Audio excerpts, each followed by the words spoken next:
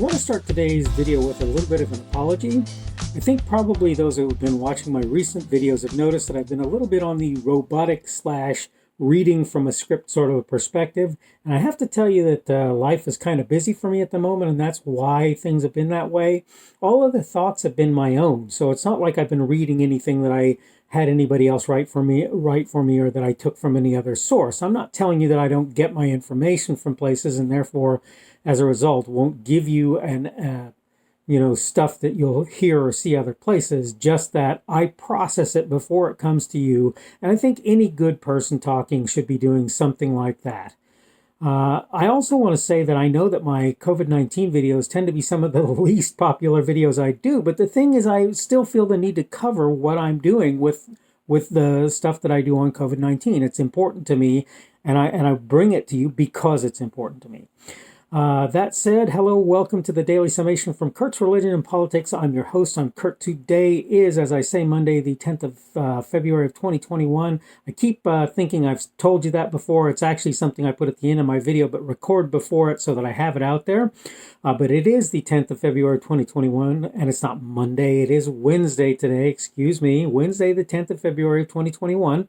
Welcome to everybody who's visiting from Rumble, from the podcast, and YouTube. The subject of today's little video is COVID-19, the deadliest spike. And I wanted to start out by giving you a couple of graphics to look at, which I think are important. I have to find them for myself so that I can make sure that I'm showing you the stuff that I think I am.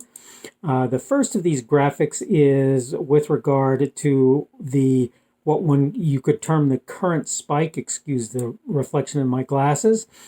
And you'll see if you look at this graphic that we've had a spike since late December, and the spike literally got up to the 21,000 range for 2 weeks.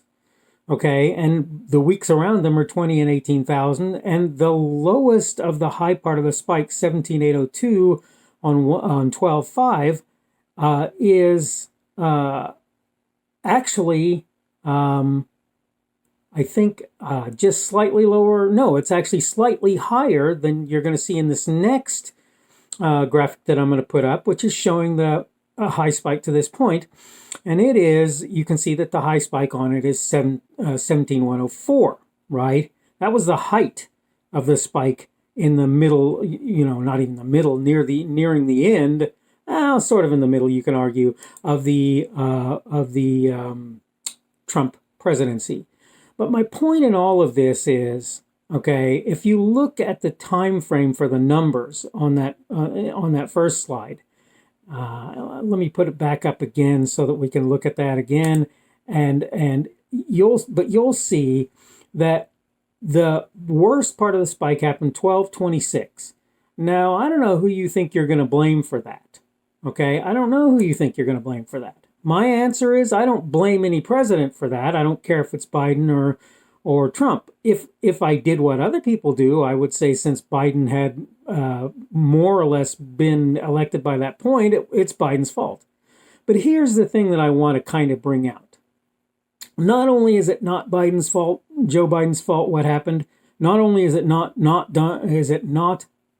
Donald Trump's fault what happened during that period, but if you look at what a lot of people were doing during that period, where you will see an increase, where I saw locally an increase in the number of people who were getting out and about, the reality is that people were still wearing masks, still socially distancing for the most part.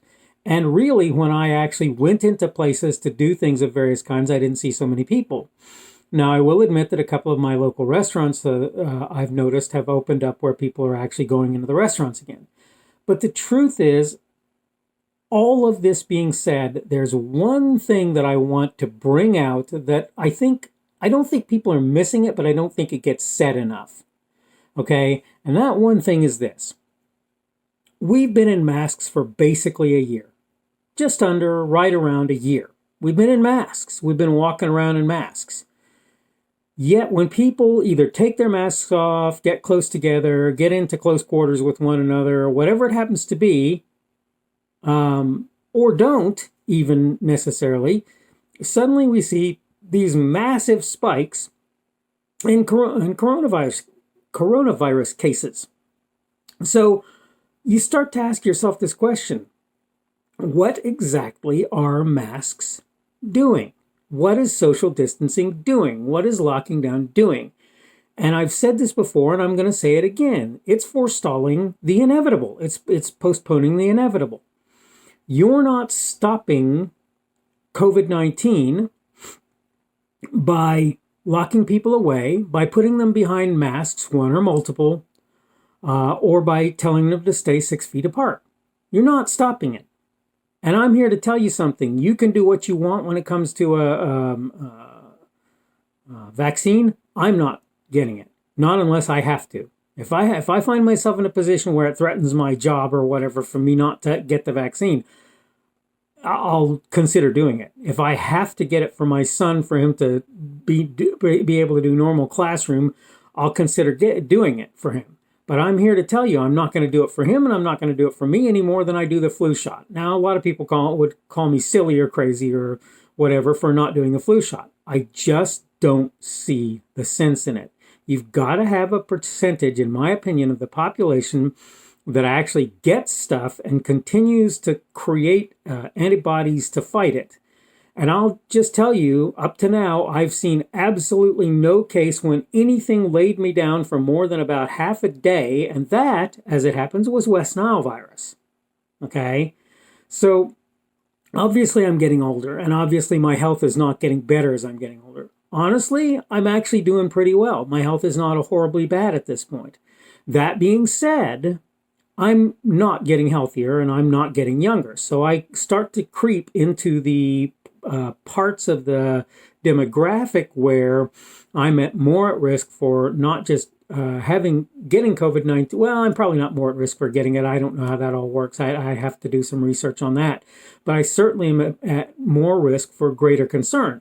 Now, the thing that saves my bacon is that I don't have any comorbidities. People with comorbidities are more likely to have problems as a result. It's also true, as I say, that people as they get older are also inclined to be more badly affected by the virus. I'll say this. Recently, somebody said, well, there may be as much as 100 million of the population of the United States have been affected by COVID-19. And my answer to that is, oh, really? Do you know that? Did you know that? What does that do to the statistics with regard to survivability and with regard to the idea that people even knew that they had the coronavirus? If people don't even know they have it, just how serious is it? And I want to be I just want to be perfectly plain on something. Excuse my glare. I want to check something here. I want to check numbers. So we're at 439,000 supposedly deaths. And again, let's remember that this is involving COVID-19. I want to remind you of something. If there are 330 million people in the United States, 33 million of those, that's 10%. 3.3 million of those, that's 1%. So 330,000 is 0.1%, a tenth of a percent, 1 in 1,000. Now, obviously, the death rate is way higher than anybody would ever want it to be. Look, let's face it, if we could get the death rate we want, it would be, well, 0, right? That would be the death rate we'd want from COVID-19 or anything, quite frankly, but that's not how that's going to work. My point, though, is to say that the numbers are not something comparative to Black Plague or the Spanish influenza or any number of other things. If you look at the number of people that died in those events, you will find that the numbers are way higher than they are for COVID-19. All right, I'm getting to the point where very soon I'm going to have to wrap it up here, but I want to make something plain. It's ridiculous to blame politicians for the deaths or infection rate for COVID-19. It's ridiculous to laud politicians for anything other than actions in which they were directly related. And the thing about it is, it's reasonable to allow people to live their lives to the level of risk that they see fit, and for others to do likewise. So if they don't want to be out in the public, they don't have to do that. So this is basically my message for you. Stop blaming Trump, stop blaming Biden, stop blaming any major politician for the death rate of COVID-19. Yeah, there was a jump in December. No, it wasn't Trump's fault. No, it wasn't Biden's fault. It wasn't a politician's fault at all. All right, again, today is Wednesday, the 10th of February of 2021. I'm glad to have had you join me today, whether it's on Rumble, on the podcast, or on YouTube. Thank you for doing so. Hope you're having a good day on this middle of the work week day for most folks, for many folks. Thank you for joining me, and thank you for staying through the whole message. Remember that you can like my video on YouTube, and you can give me a rumble on Rumble if you happen to enjoy the content, and that helps me to know how I'm doing, and it also helps other people to see what folks have looked at and enjoyed. So hopefully you'll do that. Again, hope you're having a great day today, and hopefully we will see you again tomorrow. The speaker on this edition of the Daily Summation is Kurt Schubert. This video was recorded on Wednesday, the 10th of February, 2021. The Daily Summation is created for Kurt's Religion and Politics.